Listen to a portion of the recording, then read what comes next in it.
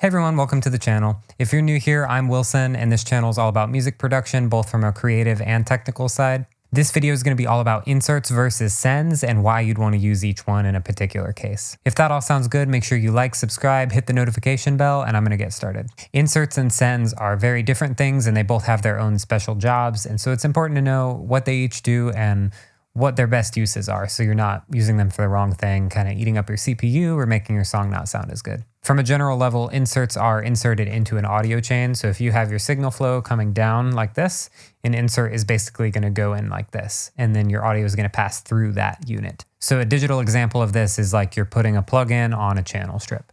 So if you look over, these are inserts right here.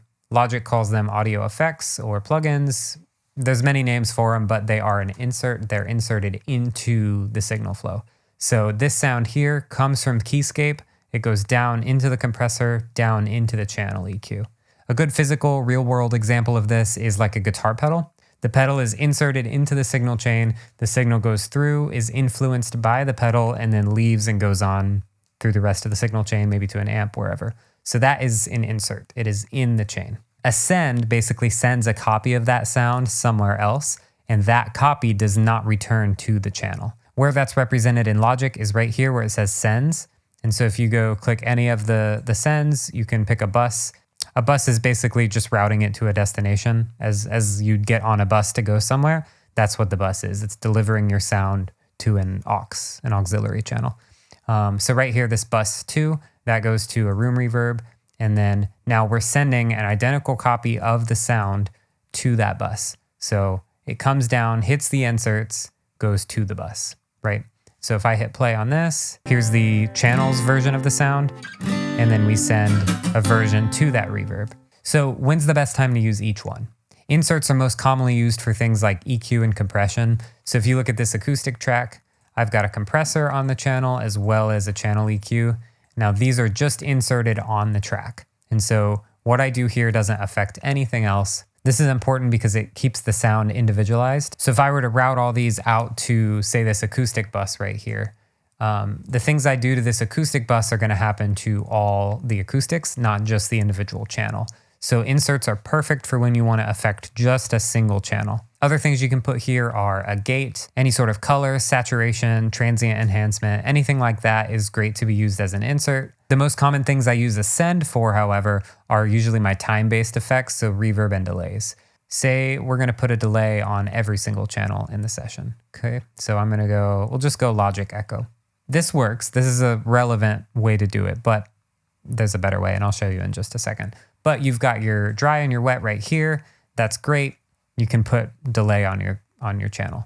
However, if I need to change that delay, I have to go click into here, find this, and mess with these. Whereas if that was just on a send, say this echo is going to go to bus 20 at full, and I'm just going to move it over there.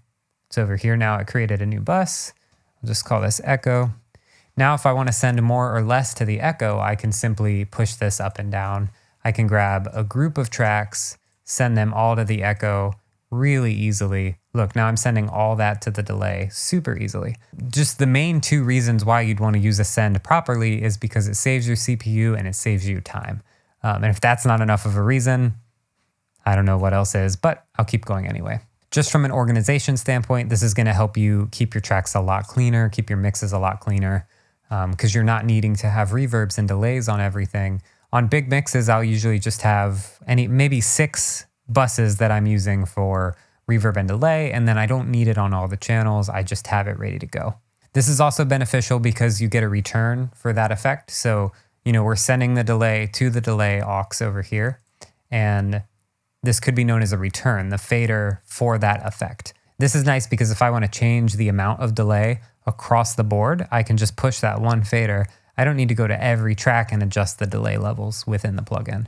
And that's huge for speeding up your mixing workflow. You can also use it for any weird creative effects you might have, like maybe a chorus. I also like to use it for parallel compression a lot. Sometimes I'll use it for parallel overdrive as well. I'll have a overdrive on the aux and then send channels to it to get some grit added.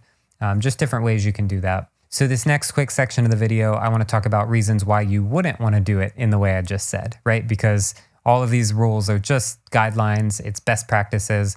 There's definitely times where you'd want to do something different. So you've got like a super weird like pad or synth lead or something, and you want a specific effect on that. Like you want some weird dotted eighth ping pong delay. I would argue that that's almost worth putting in the channel strip because you're not going to send anything else to it. That sound is unique to that instrument.